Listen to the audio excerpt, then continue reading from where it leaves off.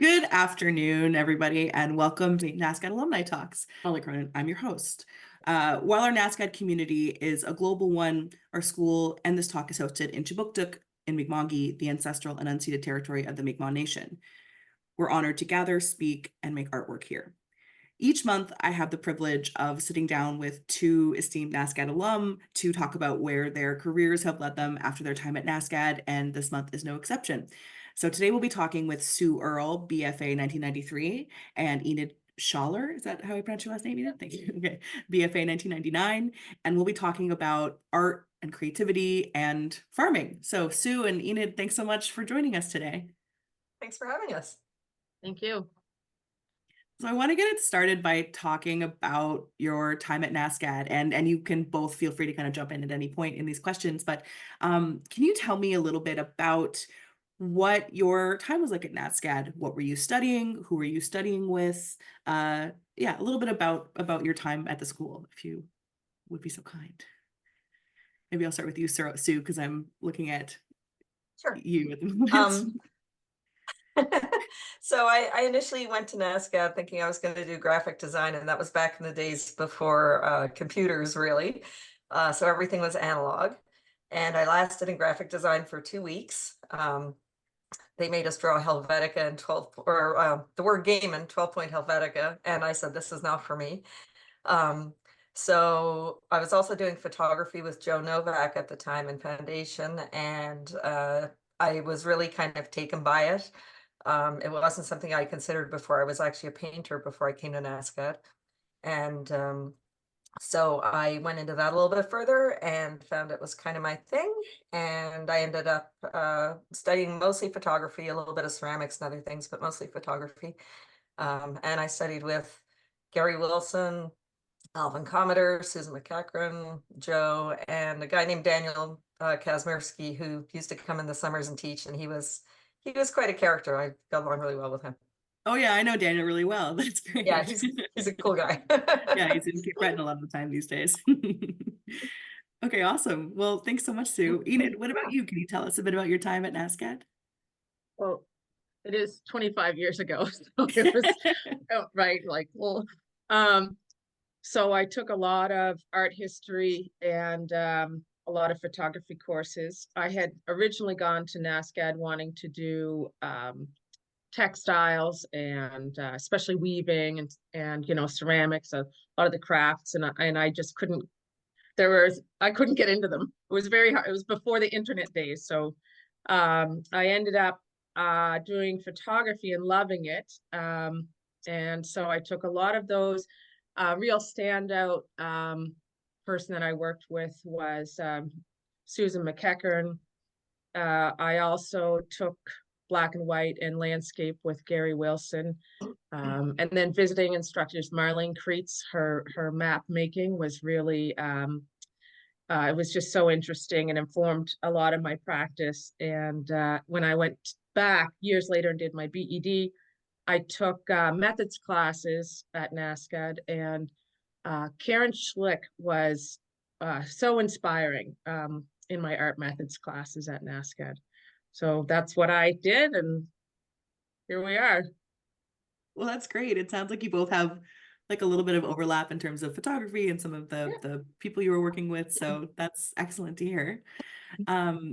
Maybe now we can talk a little bit about the trajectory from art school to what you're doing now. How did you find yourself working in farming, and did you have specific training or experience that helped you settle into your career after art school? I don't think I'm unusual to say that I always felt like I was in in the wrong life.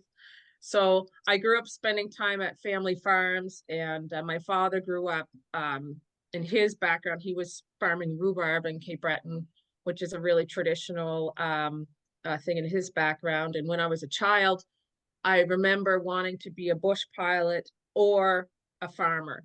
And life sort of takes you in a lot of different ways, but eventually I found my way back. And in terms of training and experience, just the experience on farms when I was a child, and books, you know, just lots and lots of reading. And there came a point in my life where things sort of fell apart, and those things can be real blessings. And when something is broken, you can sort of rebuild it the way you want to, which is what I did. That's lovely. Do you grow rhubarb on your farm now too? Yeah, but I mean, it's Nova Scotia, right? Like Yeah. everybody has rhubarb. Yeah, you can't throw a rock for. I know. Love that. Sue, what about you? What did the trajectory from art school to farming look like for you? So it was a little different than Enid's because after I graduated, I stayed at NASCAD for another 30 years, give or take. I taught in the photo department and was a technician there technician for 20 years, until I decided that I wanted to farm. And then I kept teaching as an RPT for the next 10 years. But when, excuse me, I'm getting over a cold. When I left NASCAD, it was really just an interest in food, food sovereignty, food security. I saw a movie called Food Inc., which a lot of people have probably seen. It's fairly well known. And it went into a lot of detail about how food is produced and what it does to the environment, what it does to people's health, all those kinds of things. And I thought, this is something I could make a difference by doing. And I wanted to be outdoors, to be honest. I was kind of sick of sitting at a desk and being inside to make a living.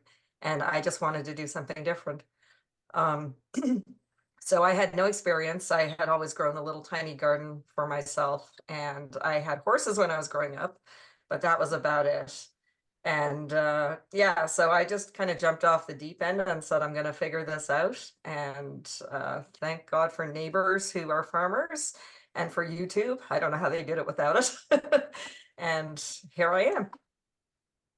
Out of the photo cage and into the field. You betcha. Yeah. So, Sue, in that kind of like those early days of starting the farm and starting your work on the farm, were there significant learning curves that you experienced, and anything in particular you've kind of learned or taken on since that time? It's still a significant learning curve, Right. 11 years later. So yes. But I think the thing that really surprised me, and I read a book by Joel Salatin called Everything I Want to Do is Illegal. He's a farmer as well. And it surprised me that that's true. There are so many rules and regulations and bureaucracy around producing food and growing food, and just anything that has to do with food, that it can be quite overwhelming. And if I'd known that going into it, I may not have actually done it. So I've overcome a lot of it, but that was the biggest learning curve. Everything else, it's trial and error. You figure it out as you go. Mhm. And as I mentioned before, if you have some people with more experience at your disposal who you can pick their brains every time something goes wrong, which is a lot, eventually you kind of feel like you're getting a handle on it, I think. Yeah, away from the desk, but not away from the bureaucracy. Hey. Oh, not at all. Not at all. Enid, what about you? What kind of learning curves did you experience, and what have you learned in your years of farming since then? Like Sue, you need to rely on people who have been doing this, you know, for 80 years. And they have a wealth of knowledge that is uh it's it's it's going to be irreplaceable, right? It's a generation that will be gone, and all of their knowledge about land and stewardship is quickly fading. Makes me a little sad that more people aren't able to do this. And I think the point of bureaucracy is a really, really good one, that a lot of people can't do it because the financial hurdles to overcome are quite large. Um, so when I came into this, I just basically went for it, you know, and read a lot and watched and learned from the old farmers around here. And really learned that it's a big mistake to think that to look for new ways of doing things unless you want to really just bury yourself in a mountain of debt. Um, this talk of efficiency and productivity costs a lot of money, and it takes an awful lot of time to be efficient and productive. And I don't think that that time is my time is worth a lot more than the money I could make by becoming by selling it.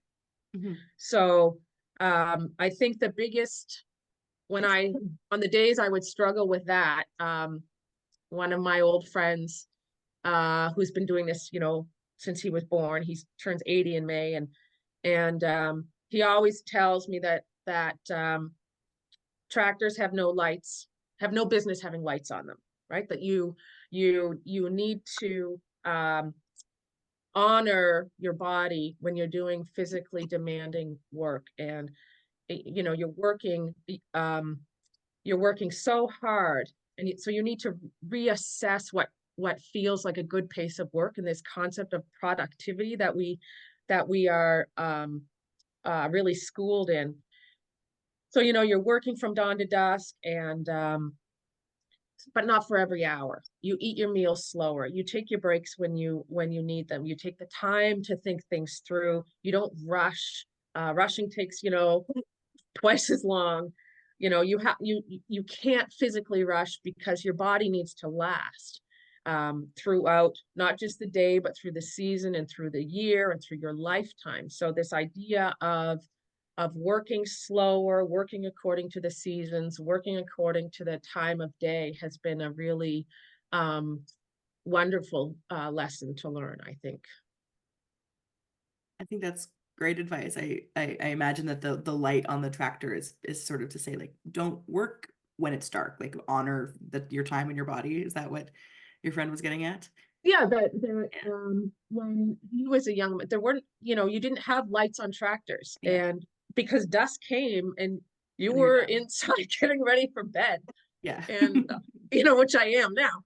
So and I see farms across the province, and they have $1 million tied up in like 2 pieces of equipment, and that $1 million represents lease payments that they have to make, and they're out at 11 at night working, and you see their lights going on, and I just it's not the way I want to do things, and I don't think it's sustainable. It's not sustainable farming practice. Mm, definitely. Sue, is that resonating with you? Oh, 100%. It's I mean, mind you, our tractors do have lights. Oh yeah, but But they don't always work.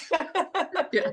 But yeah, I mean, I'm up at the crack of dawn or before. I'm usually out of bed at 4:30 in the morning, and I go until the sun goes down, basically. And even then, I mean, you're doing burn checks after dark Yeah. to make sure the animals are all good before bed, and you work hard. So downtime is really important. It really is. And I like the idea of taking those lights off the tractor, except in hay season Yeah, when right. everything breaks. Oh, I know. Can we hear a little bit more about your farms and what you produce, or what kind of livestock you have, what kind of property you're steward of? Maybe Sue, can you tell us a little bit about your farm? Sure. And I love the fact that you use the word steward, because that's what I really feel like we are and we should be. Um, so our farm is small. It's very small, actually. It's 30 acres. When I got into this, I thought it should be twice the size, but it's 30 usable acres, so it's good. Um, and I basically came here thinking I'm going to let whatever farm I end up with tell me what I'm going to do with it. So I didn't come in with a notion that, okay, I'm going into beef farming or I'm going to do this or that. So right now I have a market garden that's about 1 acre, which is not very big. And I do spray-free gardening, which means no sprayed fertilizers or pesticides. Everything is sustainable and regenerative. And for livestock, we have goats, sheep, poultry, horses. What am I forgetting? There's pigs from May to November-ish. A husband. He factors into the livestock equation sometimes. He knows that. Cats, dogs. So we've got a little bit of everything. We don't have beef because we have a neighbor who's a beef farmer, so we actually trade pork for beef with him. But the meat is mostly for ourselves, and we do it out of ethical concern for how livestock is raised and killed. And then the vegetables I use at market. I do value-added products that I sell. And I also do a vegetable CSA, so that means I deliver boxes of veggies to people once a week for 20 weeks a year. And that's how I make a living these days. Yeah, I feel like there was I remember like during the pandemic early days, we were talking about that before we all joined the Zoom, but about how many more people I knew that started investing in CSAs and what a big difference that made. Oh, it's huge. Yeah. Yeah, it's a good thing, and it means that people that are really busy, can still get their fresh vegetables without having to schedule a farmer's market into their weekly schedule. Although I do the Wolfville Farmers Market as well, so a lot of people are regulars there, and it's a great place to see people on a regular basis. Yeah, So, we love farmers markets. It's a great community. Oh, I love that. Enid, can you tell us a little bit about your farm? Sure. So I'm on the North Shore, Northumberland Strait.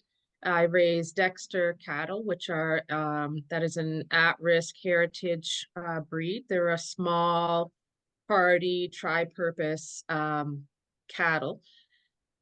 The animals, I wanted them to thrive with minimal chemical intervention, and everybody talks, they want to do grass fed, they want to do pasture raised, but this is Nova Scotia, so our season is so short.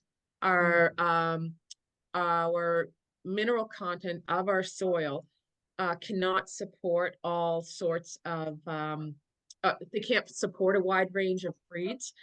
So the Dexters can thrive on our soil, on our grass. So we have the Dexters, and I sell stock. They're purebred registered, so I sell breeding stock. And then of course the ones that don't make the cut, go to, well, we call it freezer camp, but they get processed. And so we produce beef out of them. And I'm currently in a project. We'll see how it goes. I'm training, because they're so good, teachable. I have 4 steers right now that I'm training to pull, and they're fairly early on in their training. And it's becoming abundantly clear to me which 2 are gonna win. So that's a fun project to do. So in addition to our Dexters, we also have our sheep that we raise for meat and for wool. And the meat we sell, or like Sue, we trade, and the wool I use myself. There are because it's an old breed, it still has the fiber is still shed out every year, and what's called hair. And so when I harvest that, I harvest it by hand, by going and actually plucking the coat off of my sheep, which is not an aggressive, it's a very gentle process. And then of course I sell eggs. Everyone sells eggs around here. And I tan hides, so I use the sheepskin. Any hides I get from processing, I use those myself. Sometimes I sell them, very rarely though. I mostly just use them in sewing or around the house for decor. I also have an apiary, so I sell honey. Oh, very nice. There's my coverage. I'm trying to, like, well, I had horses, but I sold those. I was like, and I'd had them for years, but I was just like tired. Well, after our barn came down, we needed the space in the other barn, and horses take up a lot of room, or my horses did. so we moved them along in order to have somewhere for the cows to shelter. Right, of course. Yeah. Yeah. Okay, wonderful. Well, it's great to hear you talking a bit about the sheep and the wool that you are using in your work, because my next question is to ask both of you about if you are involved in like a creative or art practice at the moment, and if so, what does it look like? And Enid, you've talked a bit about producing the wool that you use in your practice, but could you tell us a bit about your practice at the moment? So my practice right now is, I always have something on the loom. I'm always spinning, whether I spin on a wheel or I primarily spin with a drop spindle.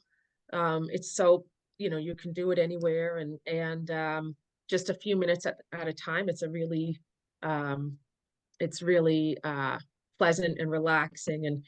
And so I would say I'm doing something with wool most of the time. I've played a little bit with linen, and so this spring, in a few weeks, there's 3 of us up here who are starting a project where we will, using the old ways, we're going to harrow, plow and harrow a patch of ground, plant our flax, harvest it, red it, process it. And I know there's other groups across the province that are doing that, so we're pretty excited to give that a try as well, and do our part to revive the linen industry in Nova Scotia. So other than, that's a big thing, but I think that I'm also a sewer. I've sewed my whole life, and so one of my like heart projects right now is sewing all of my grandmother's pattern collection from when she was in her 30s and 40s, and so that's been sort of that's kind of what the practice looks like now. That's great. Are you finding interesting things in the grandmother's patterns? I'm kind of I'm curious about that. Well, what's really neat is, like there's this myth that we really have control over what our bodies look like. And I love that my nanny's patterns changed in sizes throughout her life. And it's been, as that's the stage of life I'm in now, in my late 40s, entering the pause. And it's been really kind of a beautiful process to examine my grandmother's patterns and see how she altered and upsized as her body changed over her adult life. Love that. Thanks, Enid. You're welcome. Sue, what about you? What does your creative practice look like these days? It's definitely not a formal practice in any way, shape, or form anymore. So I've continued to photograph. I mean, I always photograph. It's just what I do, and it's just part of every day for me. For me, documenting what happens on the farm is a really big deal. And a lot of it is cute and cuddly animals. A lot of it is the things that everybody sees as the romantic side of farming. But I also don't shy away from taking pictures of things that are a little less pleasant sometimes. So if you look through, excuse me, look through my Instagram or look through my social media, which is where my photos end up these days, you will see photos of dead animals. You'll see photos of animals being butchered. You'll see photos of bugs completely wrecking my garden. You might see photos of me crying because things are going so wrong. So I kind of use what I do as a way to show what it's really like to live on a small farm and to do what we do. It's not the picture perfect pastoral landscape that everybody thinks of when they think of a farm in the country. So that's part of it. And then I have to say that my interest in graphic design initially has followed through. I do a lot of my own marketing work. I do a lot of my own, like I build my own website. I don't know if you can see, there's a screen printing machine in the background here right now that we use to make merch that I sell at market, and you know, different things that people can buy as souvenirs to the farm. We're starting to run goat tours, so we actually do hikes with goats, so kind of a farm tourism business.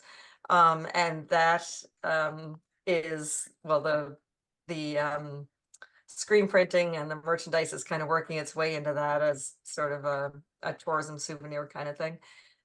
So I'm really branching more into that graphic design realm that I came to NASCAD interested in the first place. I also do a little bit of artwork occasionally for different organizations I'm involved with, like the farmers market. And Yeah. I'm a writer as well, so writing is really a big part of my creative process these days. Yeah, because you've created like a blog about farming. Is that correct? Is it Yeah. still active, or are you finding you're more on social media these days, or? It depends. I mean, if it's something that I really feel like needs to be said and needs to be permanent, I will put it on my blog. But more and more, I do find myself posting on social media. I've always been a little wary of art as commodity. Mhm. And I've always been more interested in art in the public domain and how very accessible areas of getting art out there can benefit everybody. So for me, social media is like the most wonderful thing because I can put things out there and see immediate response, and it's not limited to people who aren't afraid to walk through a gallery door. So Mm. yeah, a lot of my writing Mm. does end up on social media now instead of my blog. That's great. And I mean, you both talked a lot about how important community has been for you in starting your farm and in kind of like maintaining it over these years. Um, and I think that that can be both in person and online, right? The way we foster our Absolutely. communities. Yes. And I think in my case, it probably is more, I mean, I do have really great neighbors. It's a farming community. And I see a lot of my farming friends at market every week, but honestly, it's a very solitary lifestyle in a lot of Yeah. ways because you're working by yourself, especially on a small farm. It's not like we Yeah. have hordes of employees. So I'm out there talking to goats 24 hours a day. Yeah. And they're not the best conversationalists sometimes. So social media is really a great way to kind of put yourself out there and say, okay, here I am. I'm still alive. Is there anybody out there who wants to hear about how crappy my day was or whatever? And yeah, it's it's a nice way to still connect with people. Yeah, absolutely. Enid, does that ring true for you in terms of like the connection between your more solitary work and the community you find in farmers both in line and on person in person and online? I would say it's a wonderful, beautiful, solitary life. And it's and yes, I talk to my cows and my sheep and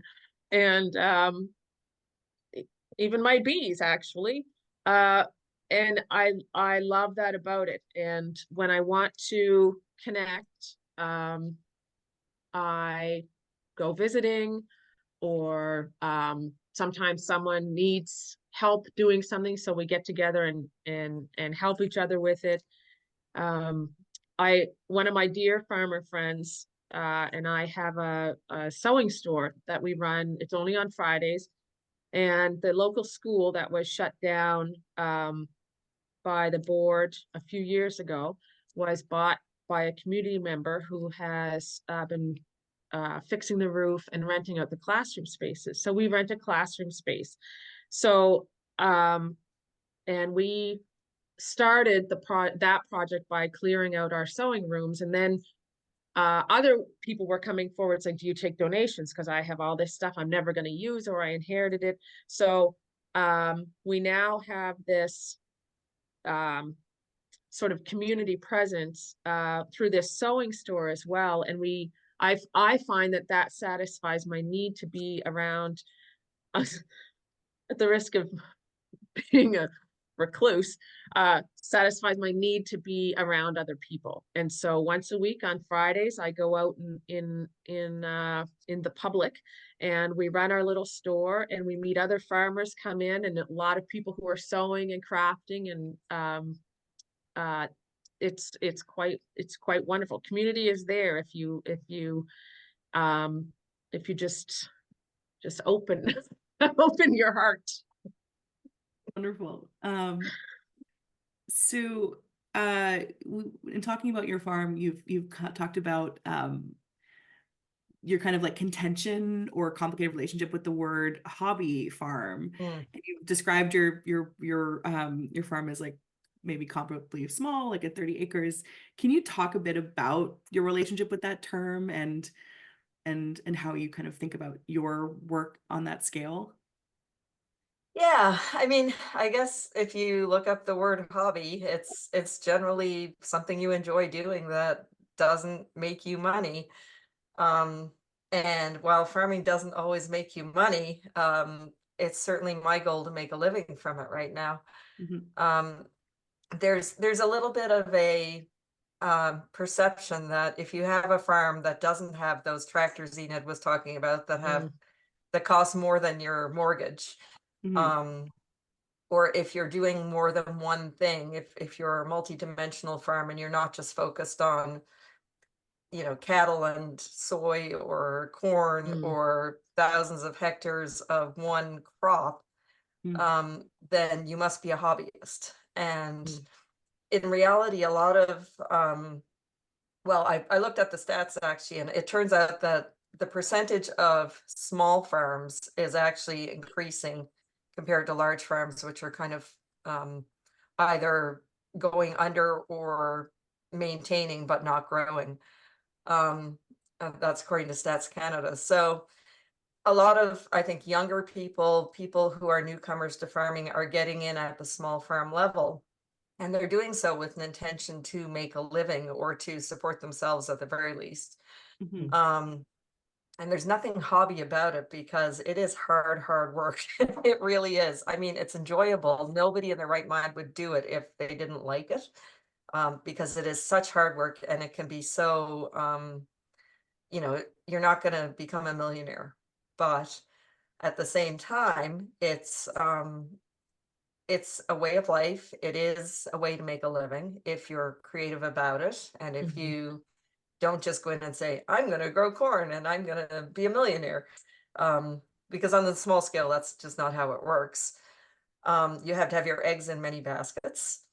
And I think one of the great things about the small farms that a lot of people see as hobby farms is that they are eschewing the use of chemical fertilizers and pesticides, and they are regenerative, and they are actually working to better the land that the farming is happening on. So a lot of people who come in at this scale are really concerned not just about taking what they can get from the land, but leaving the land in better shape than they found it. Mhm. And I think that's what's really wonderful about small farms. It's basically going back to more traditional ways of farming. Mhm. And I Mhm. honestly think that that's what's going to eventually happen to a lot of farms. Yeah. Because I don't think the environment can support the way that a lot of the bigger, more industrial scale farms treat it. I think Yeah. things are going to have to shift, and I there's no way around it. Small farms are the Yeah. future. Yeah. 100%. Enid, does that ring true for you? Absolutely. And I often think about um, creating a problem just to solve it. And not that we do, not that Sue and I do that, but that this seems to happen quite a bit. And we see this in agriculture. And so there's alternative protein sources and alternative, sources being created to solve this problem that is the creation of industrial farming uh, um, techniques. And there is a delicate balance to the soil and to the water system and to the air on a farm. And if you overwhelm your land with manure or with well, that's the big one. um if you overwhelm it with that, then it can't possibly maintain itself without a massive intervention. But if you listen to your land and if you watch um, to see that you aren't overwhelming it and that your manure levels are manageable, and uh, then and the feed that you're feeding your animals, right? Like it's a high corn, high grain diet that changes the manure and changes the belches of cattle that then have this massive impact. But it's not small farms like mine or like Sue's that are doing that, because our feed sources are in line with their digestive systems, which is in line with, right, with what the land can actually support. These this evolved to work together, and if we plug ourselves willingly into the system instead of trying to dominate it, then we can thrive in it. So that's my goal. Like Sue's, that's my goal. I think that's a great way you both put it too, especially this idea of uh, moving away from like domination of the land, and we're throwing the word stewardship around a lot, and it seems like you both maintain like really um, thoughtful and ethical, or work to maintain thoughtful and ethical relationships to the work and to what you're producing and creating on the farms. Um, and I think you're both right. I think that small farms are the future, so it's really great to hear from both of you on that topic. I was wondering if you had any advice for people who, like you, are maybe coming from creative backgrounds, who might be interested in um, farming or starting a small farm themselves. What advice would you have for other people coming from creative backgrounds into farming? Sue, I'll start with you. Sure. Well, coming from a creative background is a great way to start farming, because you have to be creative as a farmer on every level. It's nothing's handed to you. Every day is a different challenge. Some days you have the tools to deal with it, some days you don't. And if you know how to take a roll of duct tape and make a tractor out of it, then you're going to go far. um, yeah, so I think honestly, the two things are really married. Um, the problem solving that I learned at NASCAD, I think that's probably one of the main skills I've taken away from my all my university career. Um, because it's just, it allows you to think outside the box. It allows you to deal with problems Mm. on the fly. Um, and I think it's made it easier for me to accept the fact that things are going to go wrong at the absolute possible worst time. So I wouldn't say that coming from an artistic background and coming from a farming background are a whole lot different. You're going to make about the same amount of money in either case. Yeah, that's true. Which is And zero. and but if you end up doing something you love, it doesn't matter, because ultimately, I think you can go work a job in an office for the rest of your life and hate every minute of it, and what have you done? But if you can do something that you love and feel like you're contributing to something inside yourself as well Mm. as society at large, um, that's really what working is all about. So make art, make food, make it all. It's all good. Keep duct tape on hand. Yes. Yes. Yes. And Enid, what about you?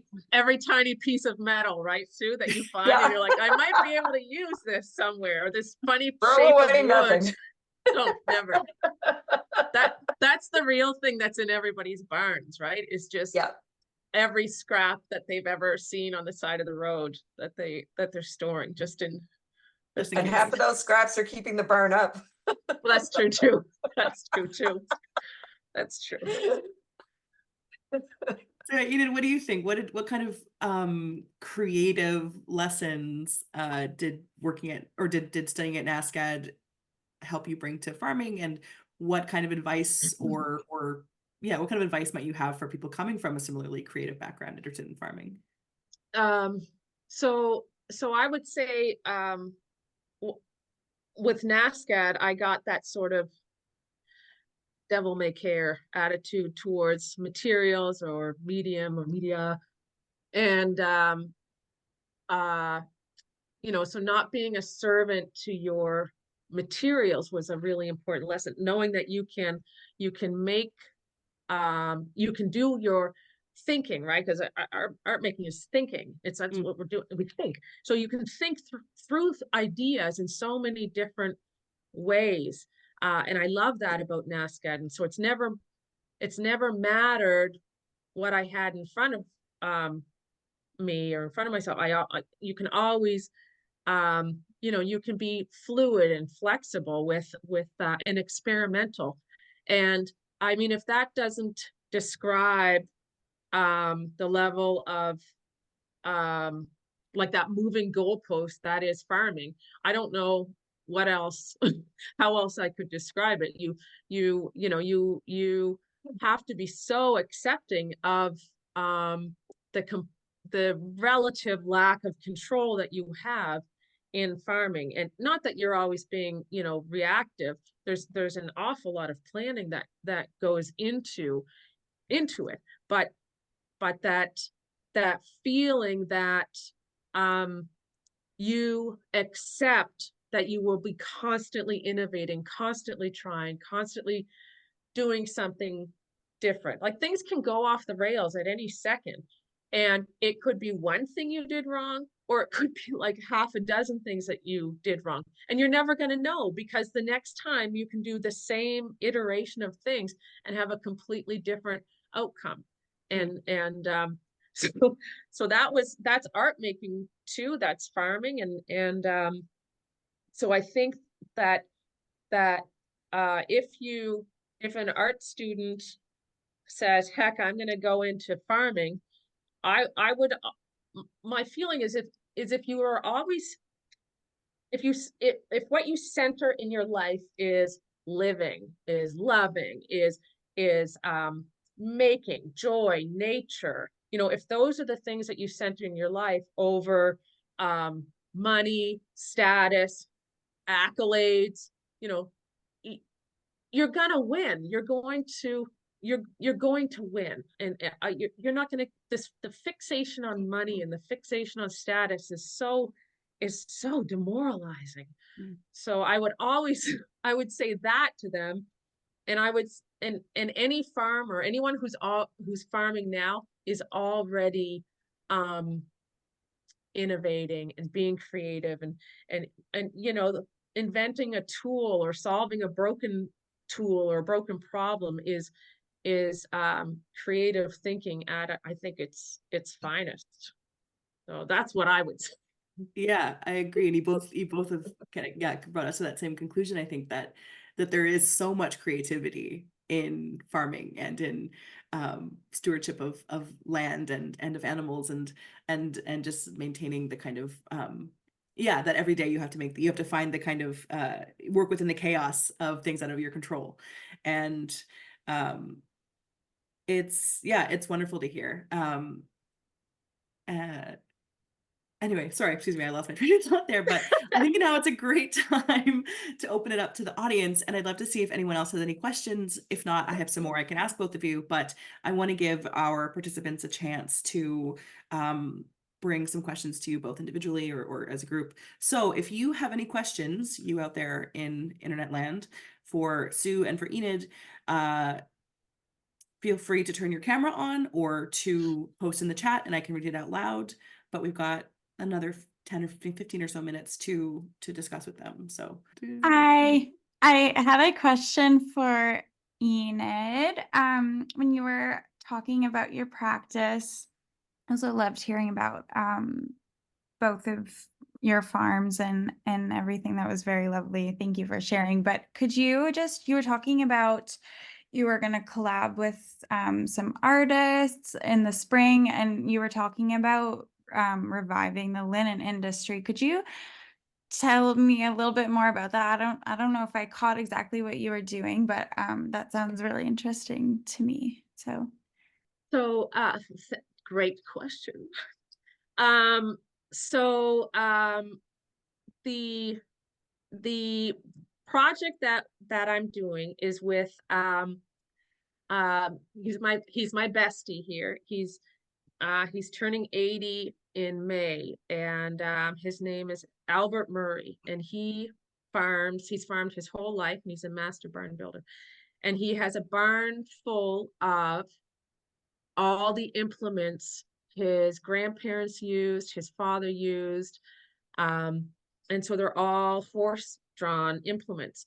And so I love the old ways, and he loves the old ways. And our other friend, Brad, who works with a team of horses in the woods, he is involved as well. So it's not artists, it's people who love the old ways, and so we're going to prepare the land with these plows that haven't seen the light of day in 100 years, and we'll hitch them up to his team, and we'll prepare the ground, and then we'll broadcast the flax seed, and then after 100 days, well, we'll see with Nova Scotia, but it should be ready. And then we're going to harvest it. So you pull it by hand, and then it has to ret, and then you will process it. We have old tools that we found in our barns to process flax into linen, to extract the linen fibers or reveal the linen fibers. And then we'll spin it, but I'm not the only one in the province doing this. There's actually a NSCAD alumni, a PhD, who is doing the same thing, and she's got this van that she travels the province with and it's the Flaxmobile, and she's doing the same thing, working with people across the province to plant flax, and then it's being processed by a group in the valley that's been really instrumental in growing linen and producing Nova Scotia linen again, which I've used in my own house, and it's beautiful stuff, and that's a life, like all the farms around here have these barn frame looms, they're called, that are huge, and they're just like timbers basically, and they were in every community, and in some communities every house had one, and a weaver would travel, and sometimes it was the woman in the house who was the weaver, and this is what you did. You use your linen for your bedding, and you use your wool for your clothes, and the secret to the future is these old ways. There's nothing more sustainable than wool. So that's the project. Thank you. Yeah. You're welcome. The traditional ways are always the way to go, in my opinion, but thank you so much. Yeah, you're welcome. And Julia, if you or anyone else in the group is interested in hearing more from Jennifer Green about the Flaxmobile project, we actually spoke with her last year with Carly Mullally on the artwork platform. So there's a talk with her from a year ago. I recommend checking that out and learning more about flax in Nova Scotia. Sure, I will. Thanks, Molly. Yeah, no problem. Okay, Jody, you've got your hand up if you'd like to go next. Hi, everyone. Sue, it's so great to see you and to see Hi, your beautiful Jody. face. I miss you. I miss you too. I couldn't miss today because I love you so much and have such fond memories of NSCAD, and coming from a background of born and raised on a dairy farm in Ontario, this is near and dear to my heart. It seems like there might be an opportunity for there to maybe be an exhibit maybe of some of the different wares, the different techniques, capturing some of the techniques of that you're both so amazingly committed to on your farms, to really kind of bring the beauty of agriculture into those galleries again. Any interest in that? Well, I can certainly speak to the fact that a few of my students over the years have approached me in the past few years and come to the farm and photograph to include some of the information about what I'm doing and what happens on my farm in their exhibits. I've never really thought about it, to be honest. I'm so deep into what I'm doing every day that I don't think much outside of what else I could be doing because it's just such a busy lifestyle. But I think absolutely there's lots of opportunity for that to happen, and it would actually be really valuable, I think, to kind of explore what happens on smaller farms like ours and how it differs, especially in comparison to what happens on the bigger farms.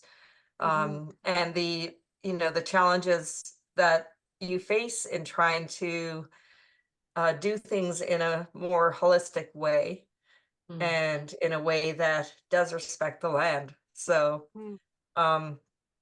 yeah, I think absolutely there's lots of material there for all kinds of art art to come out of, but someone wants to take the lead, I'll jump in. Jody, are you volunteering? Well, you never know. I'm so far away from my art practice these days, but maybe this is a challenge for you and I to both get back to our practices and reconnect. That would be fantastic. Let's talk. Let's talk. Juliana, you've got your hand raised as well, if you want to go next. Hi, this is really interesting to listen to, and I'm so happy to like hear about other women and discussing different viewpoints within agriculture. But I'm wondering, like, I'm also based here in southern Manitoba, big farm country, and I'm a farmer's daughter, and my art practice has been heavily engaging with agriculture and our points of food and where our food comes from. And I'm wondering what like how your artwork has been received by, let's say, more male, because agriculture has been predominantly male dominated, and how it's more received by people who are farming, let's say, in this like big agricultural world, and how you're focusing on more traditional ways of farming and some sustainable ways. And I find here it's like agriculture has kind of got to go big to be able to make an income, and there's a very different like viewpoint with that. And I'm wondering just how it's been like received and how you are able to like sometimes navigate these like difficult conversations around food and sustainable farming. Well, so in Nova Scotia, I think so different. And I don't know what it's like in the valley. I've never been, I mean, I've been to that part of the province, but never part of that community. But here, there's a long history of the North Shore being small farms, and small being like sort of well, the largest around here would be 200-300 acres. Most of them are under 100, and many of them are like 20 to 40, 20 to 50. And even our woodlots are really small. And most farmers here also have a woodlot. And what you find, I think, in this area is that there's a real resistance to large scale farming, large being like having 3 or 4 or 500 acres. That there's a resistance to that. And there's most people are farming small because you can't make a living here farming, like on the North Shore, farming very large. We don't have the processing, we don't have the grain processing, we don't have the can't handle, like the one large lamb processor is very, very, very strict on what type of a carcass they will take. So if you want your animals processed, which you have to inspected right to sell, a lot of people are actually shipping to Quebec to their livestock to Quebec to be processed at the larger plants.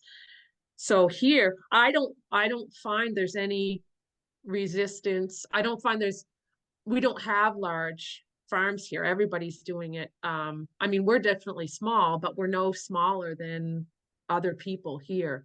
And there's very few on this shore. There's maybe 3 large farms, and large is like 200 head of sheep, and maybe 200 acres of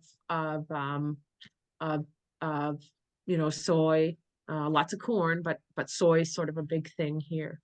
But so I don't know if that answers your question.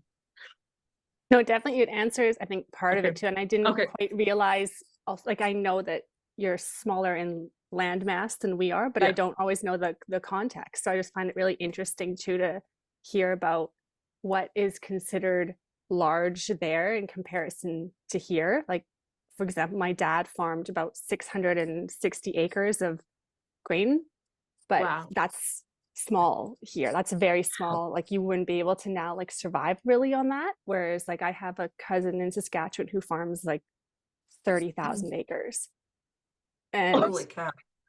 I he think that's the has, province. I think that's the yeah, we always province. joke he Yeah. farms like half of the province, but he has like 13 combines and like millions of dollars worth in crop insurance. And it's just like, it's so crazy to think about this and to understand like he farms land that's an hour away from him, and just the scales of these agricultural differences. And I find sometimes here when I'm discussing my viewpoints on agriculture, and having, like, my dad was a farmer, my mom's a pharmacist, so it's also interesting to see these connections.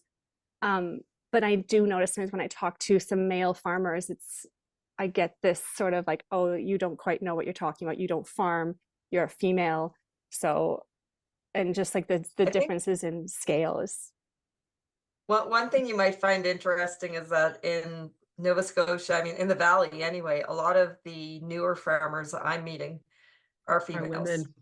Yeah, a lot Yep, of same here. new farms are women led. that's amazing.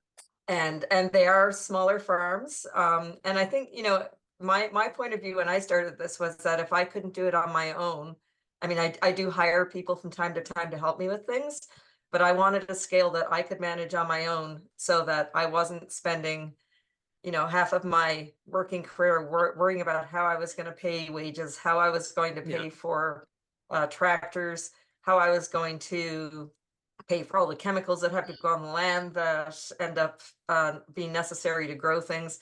So it's very much a bootstrapped kind of operation, but it's sustainable because it is so small. And I remember, I think it was 2 years ago, we had a late frost in June, and a lot of apple trees and grapes and different crops were wiped out. And I was very lucky because my growing area is so small that I could actually go out and cover anything that was susceptible. So when everybody else had nothing left to sell, I still had all kinds of stuff. So, you know, you have to look at it from two perspectives. There is economy of scale, but there's also there's value in growing things a different way on a smaller scale, and people will pay more. Not that I want to gouge people, but but because you're putting labor in and everything is produced with a very intensive amount of labor instead of spraying it once and then having all the weeds and bugs be gone and then that's that. People are willing to accept that they're going to pay more because you're actually out there squishing bugs by hand. So it's two different beasts, really. Thank you so much. You're I think welcome. this is such a great conversation. Thank you.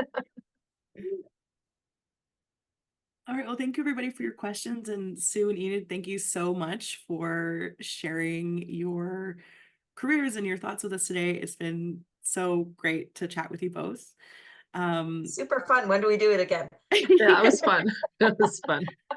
Well, you've got a bunch of people in the chat saying like, when can all the farmers get together? So I take a peek in the chat before you go. There might be some more connections to be found amongst the NASCAD farming alum community. So but thank you again. And this talk will be available online later for anyone who only saw a portion of it or would like to revisit it.